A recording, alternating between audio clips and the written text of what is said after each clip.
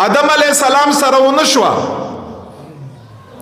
نوح علیہ السلام، شیس علیہ السلام، ادریس علیہ السلام، دا ټول انبیاء دی او جلیل القدر انبیاء دی، د مرتبو خاوندان دی، د کتابو د صحیفو خاوندان دی، انبیاء دی، رسول دی، تر عیسی علیہ السلام پورې دا واقعا دا هیچ اثر ونشوا.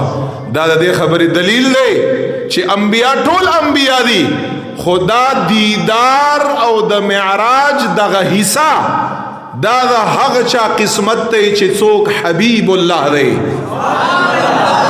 څوک چې کلیم دی، څوک چې خلیل دی، څوک چې صفی دی، څوک چې روح دی علیهم السلام.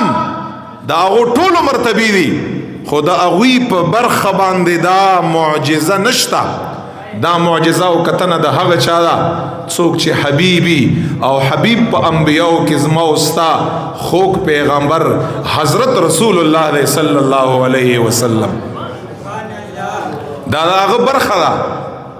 زما استا په بچو کې هم د هر چا خپل خپل برخه، د زما او د والد سیب او د پلار مطابق په ژوند باندې چې کومه پیرزوی نه د هر بچی باندې ټول بچی ټول سره مینی، خو په یو بچی باندې خامخا د چا زیاته او د چا کم او د چا لږ او ډیر او بار بار او یو ځل. دا د انسان خپل د محبت او د فطرت مطابق خبرې دي، دا د الله طرف نه تقسیم دی.